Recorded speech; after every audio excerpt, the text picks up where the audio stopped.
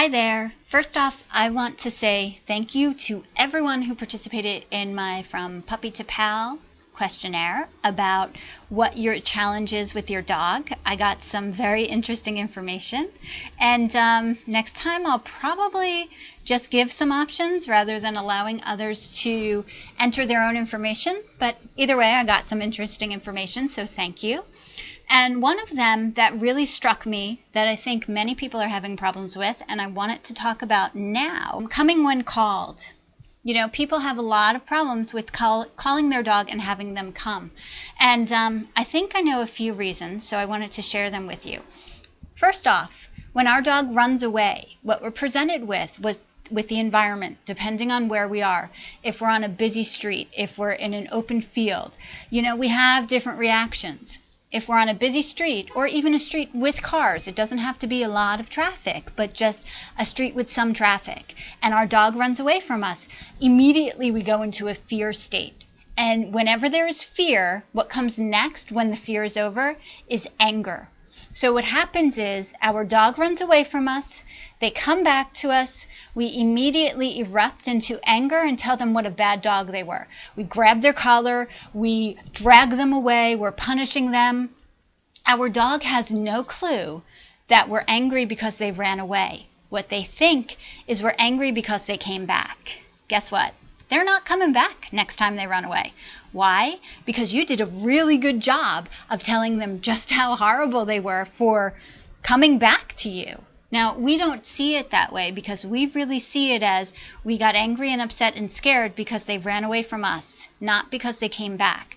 But our dog doesn't see the difference. So what you need to do is start rewarding your dog for coming to you in situations that it's not so important, such as, you know, in the house, calling your dog. When they come, rewarding them, praising them up, doing it slow, walking on the leash while you're taking a walk.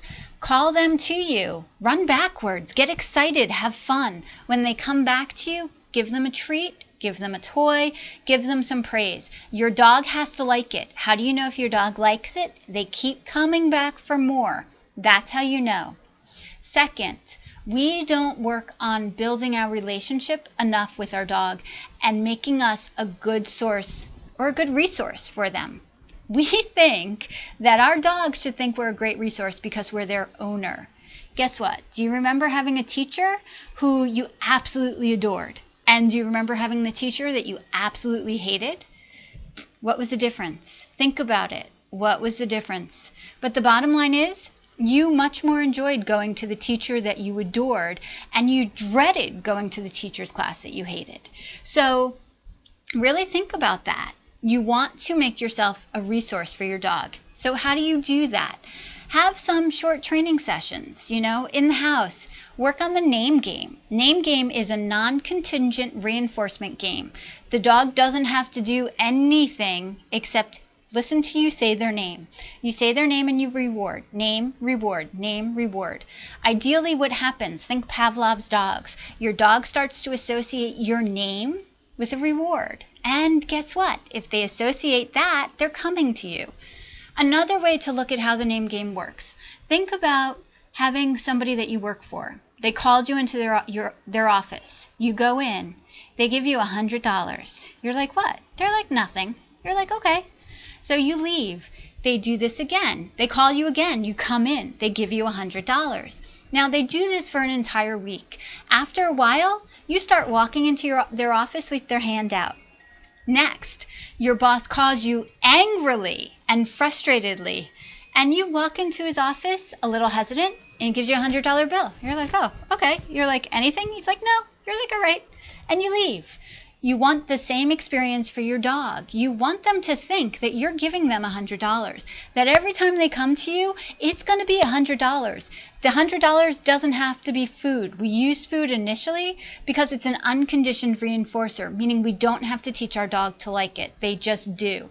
But you want to make sure that you're using yummy treats. You know, if your boss was giving you $1 for every time you came in, you probably wouldn't go as fast as you would if he was giving you $100. So don't go for the milk bone. Go for some chicken. There's that. The third thing, how much exercise is your dog actually getting? Now, I'm not talking exercise of a quick walk for 5 minutes so that they can alleviate themselves. I am talking about a nice long walk. 20 minutes, 3 times a day is the absolute minimum amount of exercise that you should be giving your dog.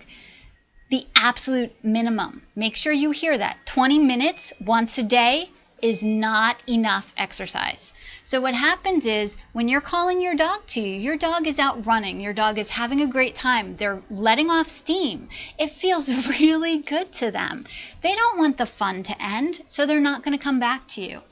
You let them out into the backyard.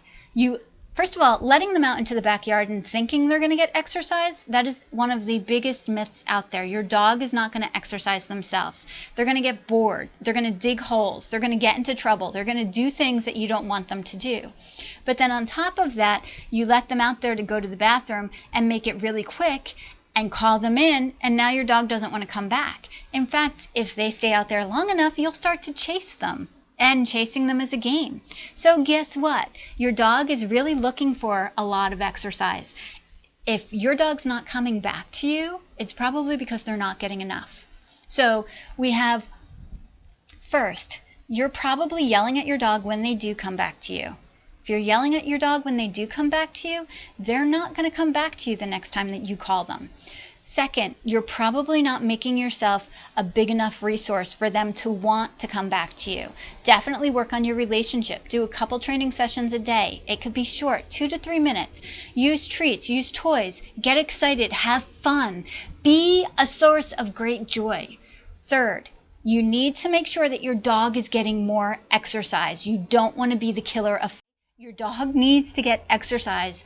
It will make your life so much better if you make sure that they have exercise. That's just a couple things, and I hope that it helped. I hope that you learned something new, and I hope you're able to go and rectify the situation of your dog not coming to you. So, everybody have a great day, and I will talk to you soon.